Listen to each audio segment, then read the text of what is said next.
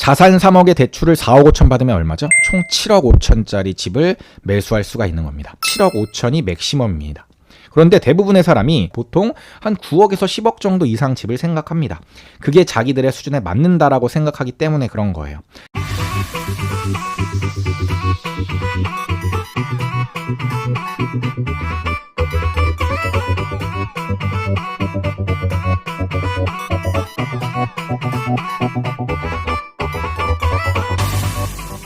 안녕하세요. 대한민국 1호 초이스 셀프이자 부동산 가치평가사 시크릿브라더입니다. 24년 새해가 벌써 2달이나 지났어요.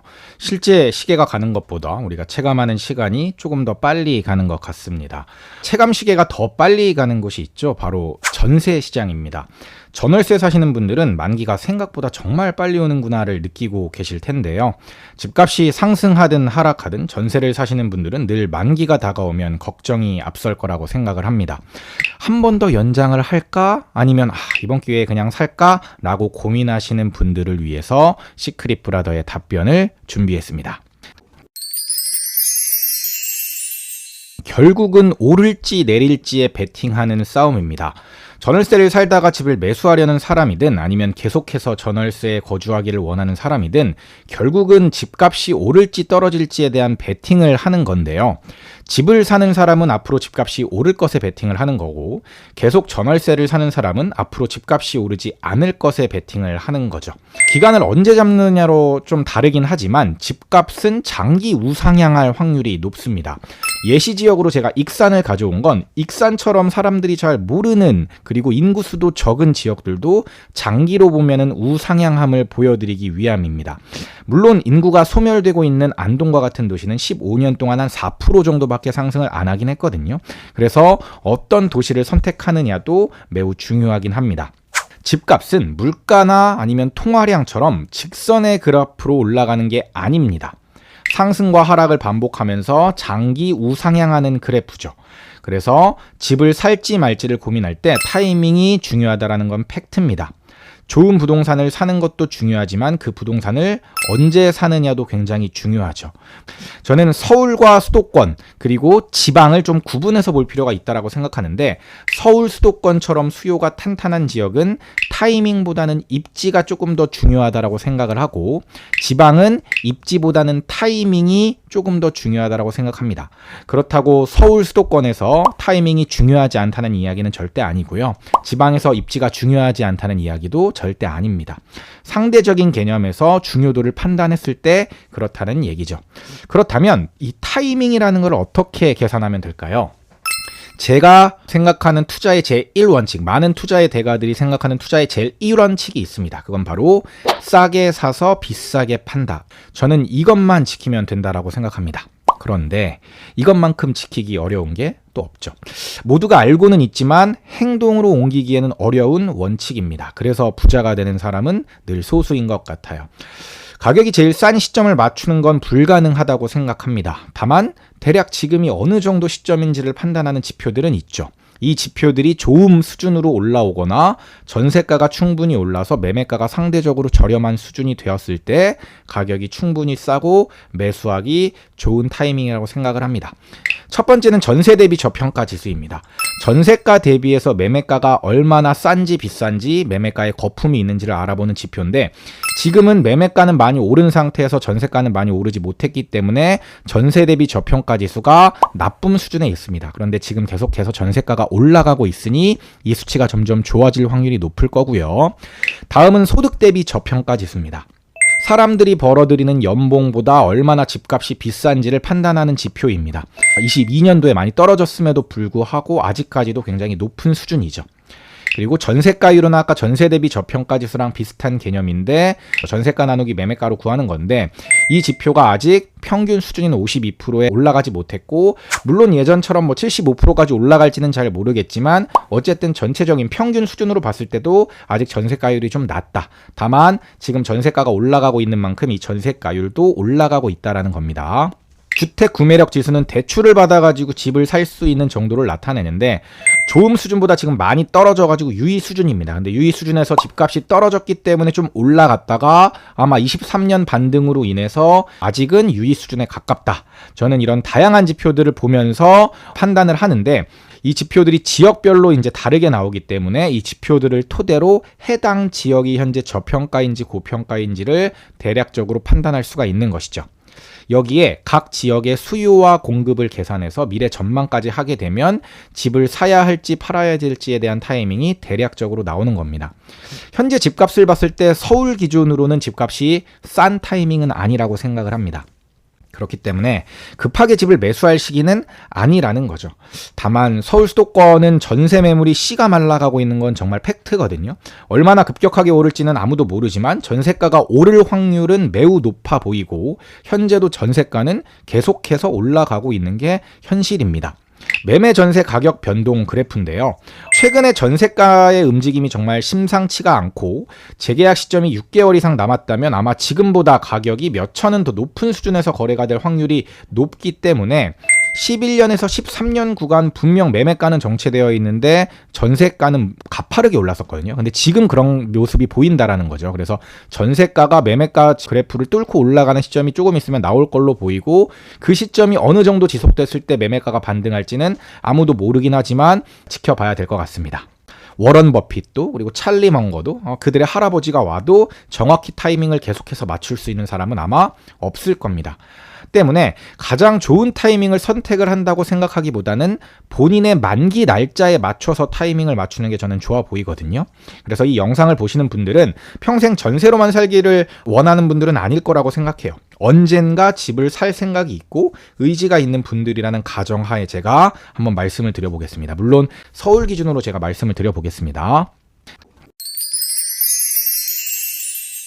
지금 만약에 여러분들이 계약갱신 청구권 사용이 가능한 상황이라면, 저라면 계약갱신 청구권이 끝나는 2년 후 시점을 매수 타이밍으로 잡을 것 같습니다. 향후 전세가는 계속 올라갈 확률이 높지만 계약갱신 청구권을 쓸 수 있다면 5% 이내에서 재계약할 수 있기 때문에 부담감이 좀 덜하죠. 그리고 현재 매매 가격이 싼 가격은 아니라고 판단되기 때문에 2년 후 가격이 지금보다 급등할 확률은 낮다라는 거에 베팅을 하는 겁니다. 물론 이 베팅이 틀릴 수도 있지만 일단 베팅 자체를 그렇게 한다라는 거죠, 저라면. 그래서 2년 동안 또 열심히 돈을 모아서 2년 후에 내 집을 마련한다는 생각으로 접근하면은 괜찮은 타이밍을 잡을 수 있다라고 판단을 합니다. 두 번째 케이스는 계약갱신 청구권 사용이 불가능한 케이스입니다. 이들한테는 두 가지 선택지가 있을 걸로 생각을 하는데, 하나는 지금 빨리 전셋집을 구해서 2년에서 4년까지 전세를 더 거주하는 겁니다.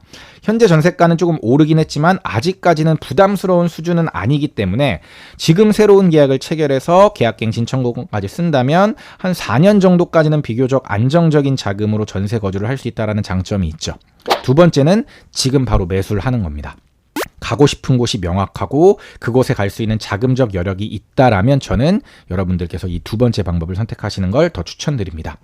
서울이 입주 물량의 영향을 상대적으로 적게 받기는 하지만 25년 이후에 물량이 많이 줄어들거든요.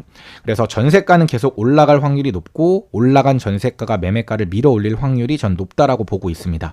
그래서 언제부터 매매가가 반등할지는 사실 모르거든요.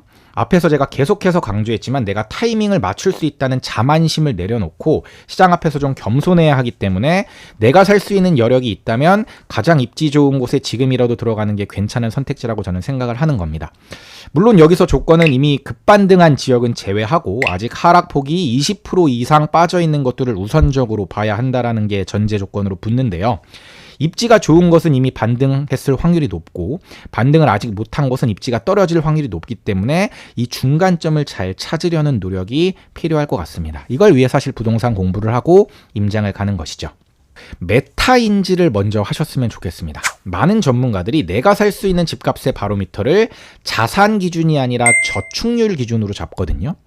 대부분의 사람들이 대출을 받아서 집을 매수하기 때문에 우리 집의 소득에서 얼마가 원리금으로 나가느냐가 가장 중요합니다. 기본적으로 한 50% 정도의 저축을 해야 노후 준비가 어느 정도 되고 있다라고 말하는 겁니다. 이게 많이 하는 게 아니라 그냥 제가 봤을 땐 최소한의 기본 정도가 50%입니다. 예를 들어서 부부 합산 월 소득이 세후에 한 700만 원 정도를 번다라고 가정을 해보죠. 그러면 최소 350만 원 이상은 저축을 해야 한다는 뜻입니다. 나머지 350만 원으로 이자, 관리비, 생활비, 교통비 이런 것들을 모두 해결해야 한다는 것이죠. 물론 원금은 저축의 개념에 포함될 수 있기 때문에 원리금에서 원금 부분은 저축으로 빼도 됩니다. 여기에 내가 현재 가진 자산을 합쳐서 내가 살 수 있는 집값이 계산되는 거죠. 예를 들어 내가 자산이 3억이 있습니다. 그리고 월 소득이 700을 버는 신혼부부예요.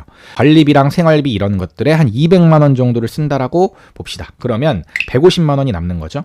그럼 이자로 최대로 지출할 수 있는 비용이 150만 원이라는 거는 약 4억 5천 정도까지 대출이 가능하다라는 얘기입니다. 이렇게 대출금을 역산해야 된다라는 거죠. 자산 3억의 대출을 4억 5천 받으면 얼마죠? 총 7억 5천짜리 집을 매수할 수가 있는 겁니다.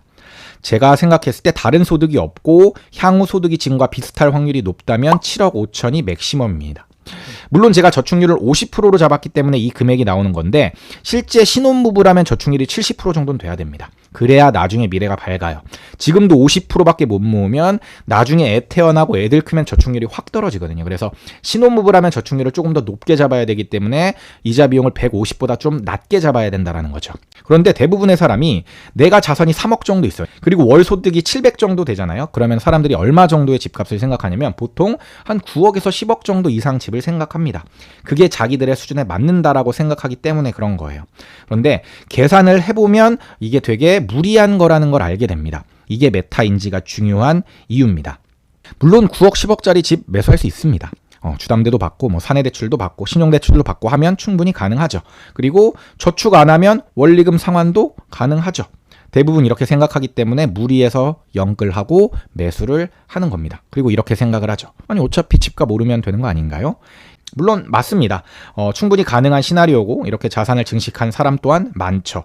정답은 없는 문제라고 생각합니다. 저 또한 부동산을 전혀 모르는 시기에 매수한 서울집 영끌해서 제가 샀고 결과적으로는 돈을 벌었습니다. 영끌했기 때문에 강제저축 효과도 있었던 것도 사실이고요. 근데 여기서도 메타인지가 굉장히 중요합니다. 자, 이런 것들을 여러분들이 한번 생각을 해보셨으면 좋겠어요. 우리 부부의 삶에서 가장 중요한 가치가 뭐지? 우리 부부의 미래를 어떻게 준비하지? 앞으로 우리 부부의 소득은 유지될까? 아니면 증가할까? 아니면 감소할까? 아이가 태어나서 육아휴직을 쓴다면 얼마가 줄어들지? 집 한 채로 과연 노후 준비가 가능할까? 이런 생각들을 부부가 공유하고 이야기를 많이 나눈 다음에 결정을 해야 됩니다. 사실 내 집 마련이란 정말 정답이 없는 문제이기도 해요. 어렵습니다. 어려운 게 당연한 거죠.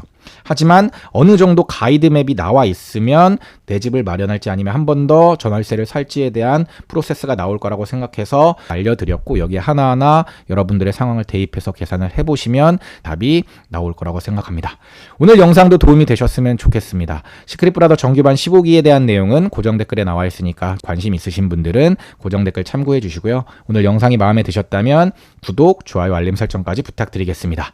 감사합니다. 시크릿브라더 채널을 구독, 좋아요, 알림 설정 부탁드려요.